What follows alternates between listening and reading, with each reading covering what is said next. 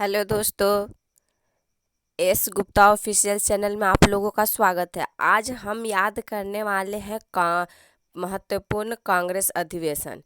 इस वीडियो में बने रहिएगा अंत तक। आप लोगों को याद होने वाला है पूरा कंफर्म। पूरा अधिवेशन जितना कांग्रेस का हुआ था उतना तो मैं नहीं ली हूँ, क्योंकि पूरा इम्पोर्टेंट नहीं होती है।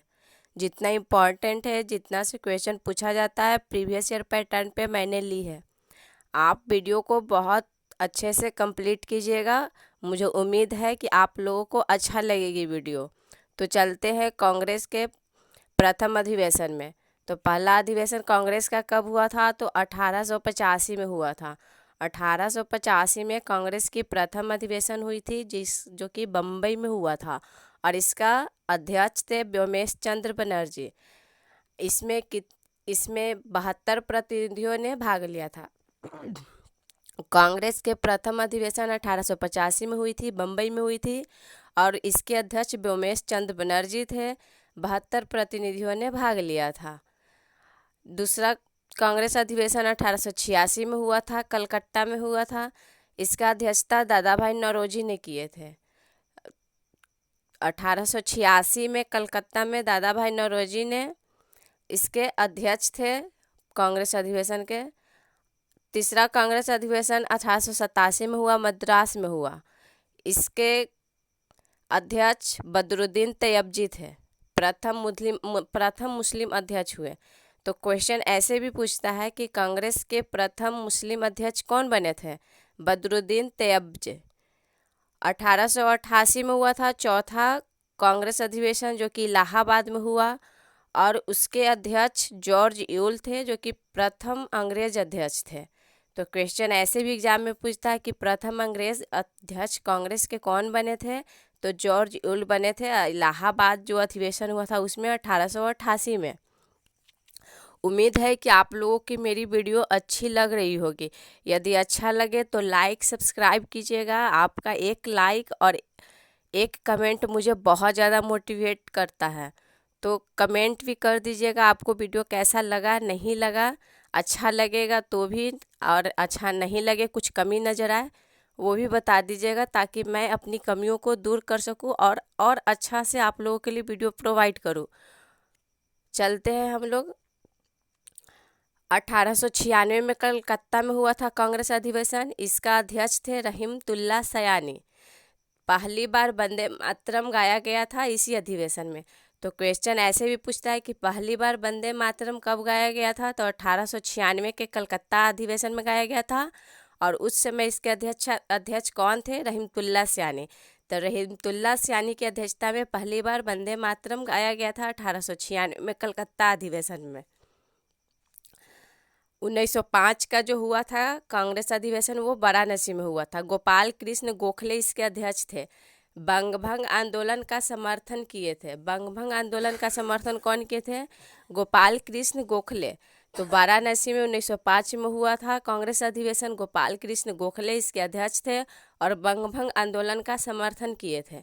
1906 में कांग्रेस अधिवेशन कहाँ हुआ था? कलकत्ता में। तो 1906 में कलकत्ता में हुआ। दादा भाई नौरोजी इसके अध्यक्ष थे। स्वराज शब्द का प्रयोग किया गया था। तो क्वेश्चन ऐसे भी पूछता है कि स्वराज शब्द का प्रयोग कौन से अधिवेशन में किया गया था? तो 1906 का कलकत्ता अधिवेशन में किया गया था, और दादा भाई नौरोजी ने स्वराज शब्द का प्रयोग किए थे। 1907 का सूरत अधिवेशन। 1907 में सूरत अधिवेशन हुआ था।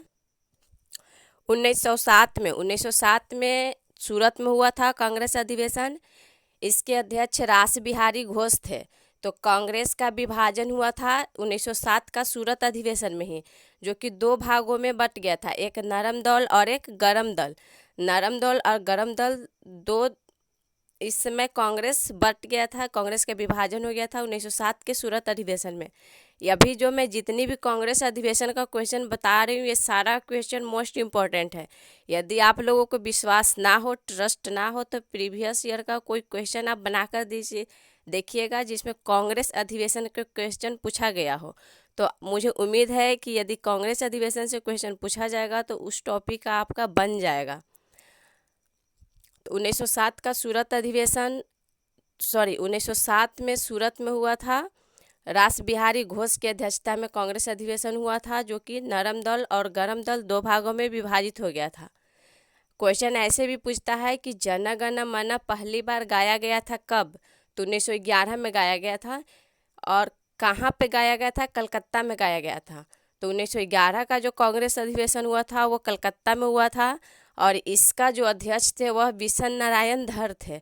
जन गण मन इसी अधिवेशन में गाया गया था, 1911 कलकत्ता अधिवेशन में, और इसके अध्यक्ष बिशन नारायण धर है।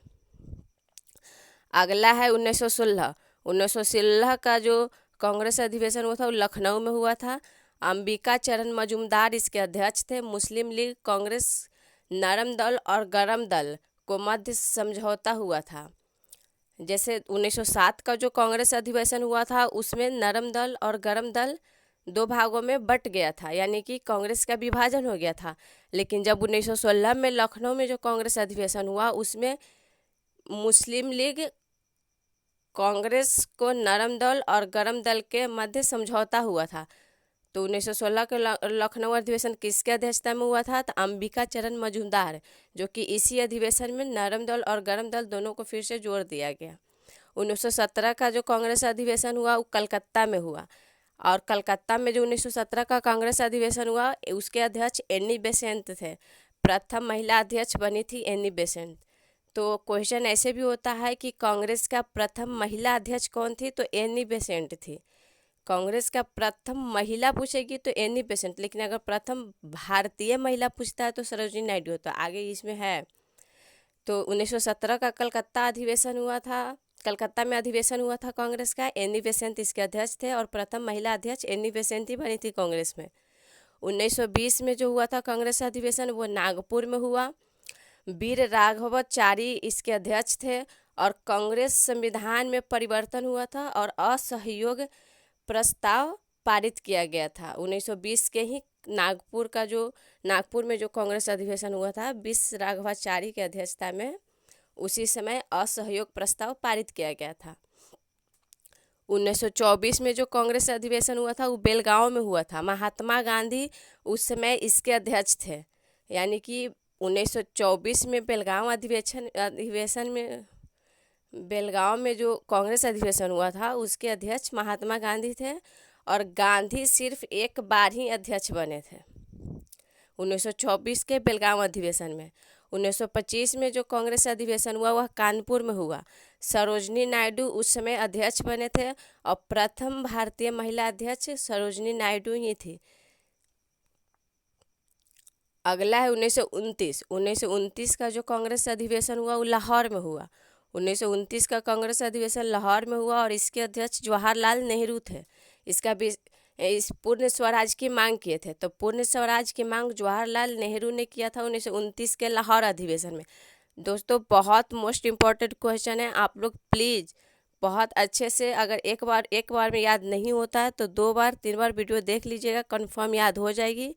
और इससे इतना में से ही क्वेश्चन बार बार रिपीट करता है। अगर बाय द वे कभी नया क्वेश्चन बना दे वो मैं नहीं बोल सकती हूँ, बट ज़्यादातर क्वेश्चन इतना ही से आता है, इसलिए मैं इतना ही लेकर आई हूँ। जो मोस्ट है, जो मोस्ट इम्पॉर्टेंट है, मुझे लगा कि नहीं ये वाला इतना ही लेना चाहिए, तो इसलिए मैं इतना ही ली।